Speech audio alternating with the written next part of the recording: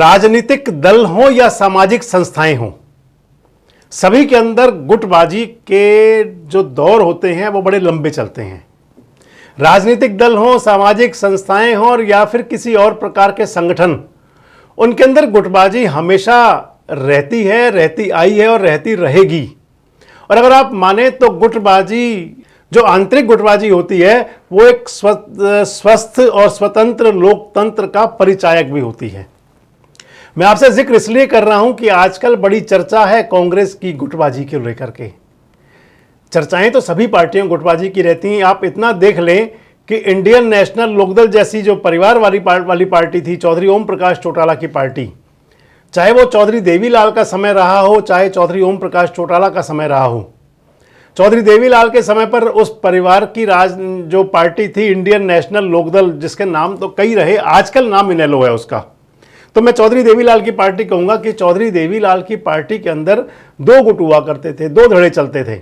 एक धड़ा चौधरी ओम प्रकाश चौटाला का और एक रंजीत सिंह चौटाला का। और उसके बाद में यानी कि जो चौधरी देवीलाल की पार्टी थी उसके अंदर ये दो गुट चलते रहे, रंजीत और ओम प्रकाश चौटाला जी के। अगर उससे आगे चलें तो फिर वो बाद में पार्टी हो गई चौधरी ओम प्रकाश चौटाला की। रंजीत सिंह चौटाला छोड़कर चले गए।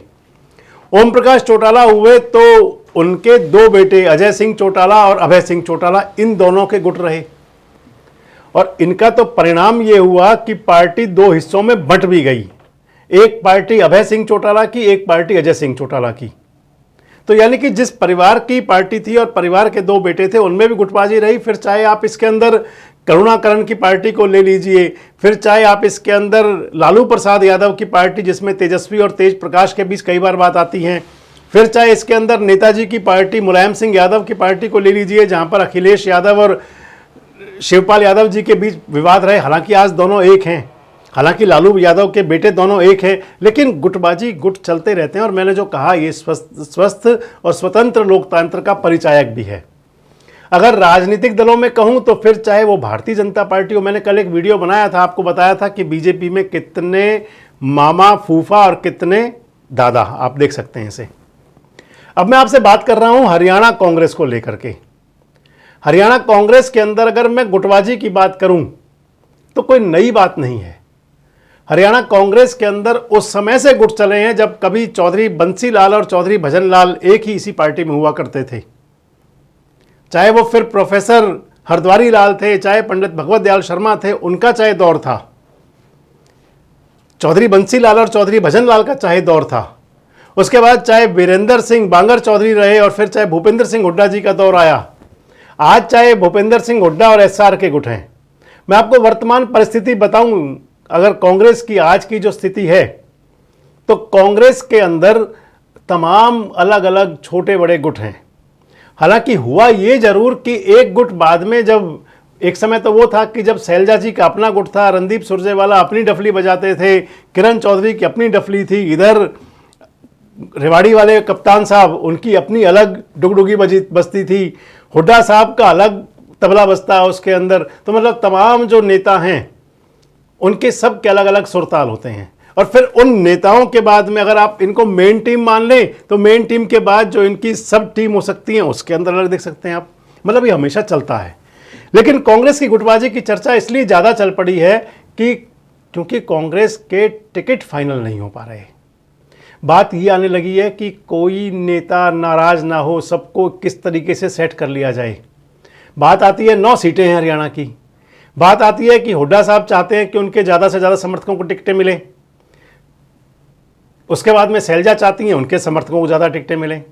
अगर यहाँ से बढ़ते हैं, ये मेरा और मेरी वाली बात हुई। अगर उसके बाद आगे बढ़ते हैं तो फिर चाहते हैं कि जैसे आप ले लीजिए कप्तान साहब को, अजय यादव जी को, वो चाहते हैं मुझे टिकट मिले। कभी उनके बेटे जो हैं विधायक महोदय चिरंजीवी राव, उनका नाम भी चला था पहले, हालांकि आज तो नहीं है।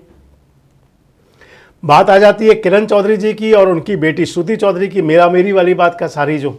और इन सब के बीच में जो मकर जाल बुनता है और उस मकर जाल के बीच में जब बातें बाहर निकलती हैं, जो कल का इंसिडेंट था कांग्रेस का, श्रुति चौधरी ने स्टेटमेंट जो डाला, पोस्ट डाला एक्स पर, और श्रुति चौधरी ने लिख दिया कि डी हारेगा।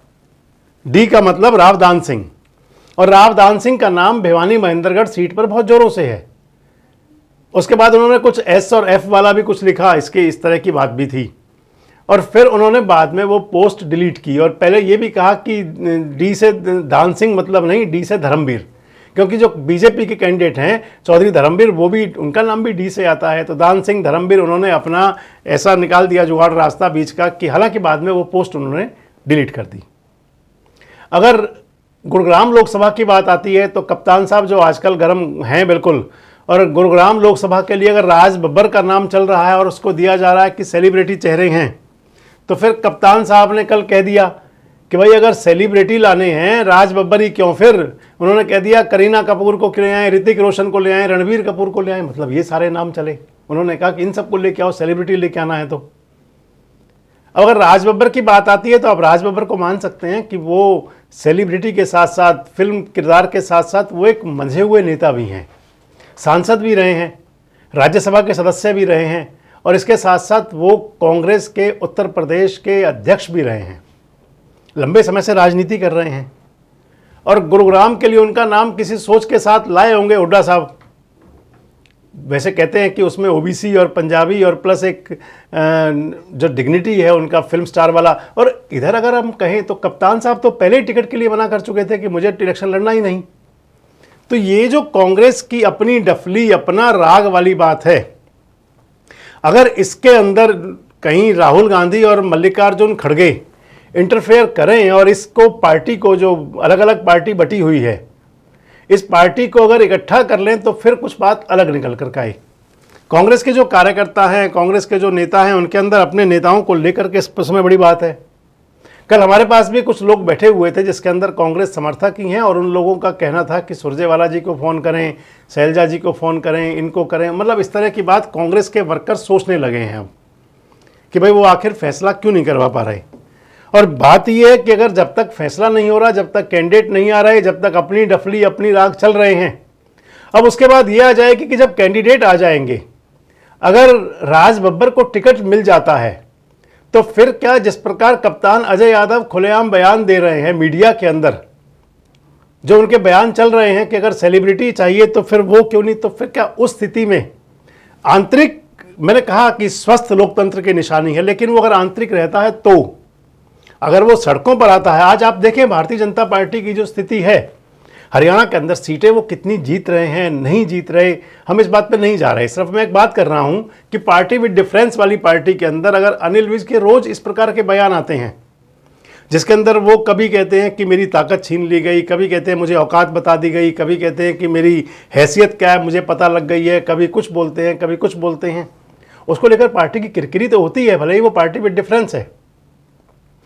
पार्टी के प्रोग्राम होते हैं, जिला स्तर की और ब्लॉक स्तर की जो सभाएं चल रही हैं आजकल, विजय संकल्प रैली के नाम पर मुख्यमंत्री की, नायब सिंह सैनी की, अगर उनमें उन ब्लॉक के, उन विधानसभा क्षेत्रों के, उन जिले के, उन लोकसभा सीटों के अगर नेता, विधायक, पूर्व मंत्री, पूर्व विधायक, कार्यकर्ता नहीं पहुंचते तो फिर छिछली होती है पार्टी की। इसी प्रकार अगर बीजेपी की स्थिति है तो कांग्रेस वाले लोग तो खुलेआम बयान दे रहे हैं, और वो जब बयान देते हैं तो उसके अंदर, जब वो बयान अखबारों के अंदर या सोशल मीडिया में चलते हैं तो फिर उसका जो इम्पैक्ट पड़ता है वो कांग्रेस के उन कार्यकर्ताओं पर पड़ता है जो बड़ी उम्मीद संजोए हुए हैं।